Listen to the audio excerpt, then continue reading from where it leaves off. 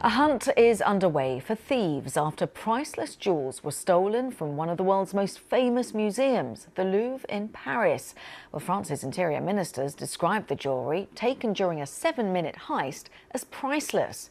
It's understood that a large extendable ladder, which was installed temporarily for building work, was used. The top of the ladder touches a balcony, which appears to be how the three thieves accessed one of the upper floors.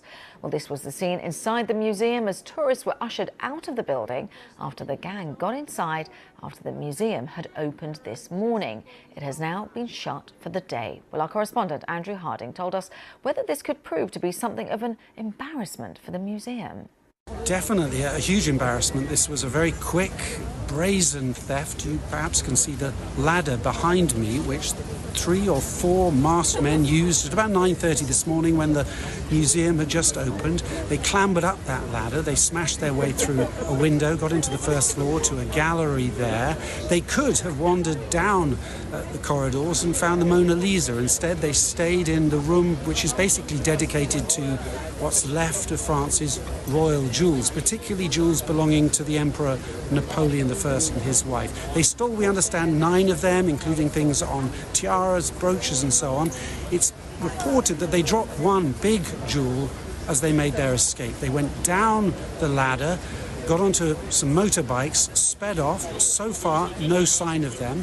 Fortunately, although there were tourists, visitors inside the museum, nobody was injured. But as you can perhaps also see behind me, a lot of French police investigating, trying to understand who might have done this. It is a humiliation for the security forces. People say nothing like this has really happened at the Louvre since 1911, when the Mona Lisa itself was briefly stolen.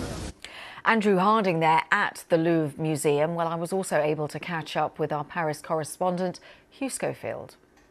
What's surprising is that it took place in broad daylight after the museum had opened. I mean, normally you'd expect these things to take place in the dead of night when there's no one around, but it was a very daring robbery, and they approached it from the outside, where there was work going on. If you know the Louvre, you know that one side of it goes along the River Seine, and it's on that side of it that they had this. Well, I'm not sure quite what it was. I mean, the interior minister used the word nacelle, which means a kind of cherry picker to go up, but maybe it was an extendable ladder, some mechanism for gaining access to an upper story. It's not clear to me whether that was left as part of this renovation work or whether they brought it with them.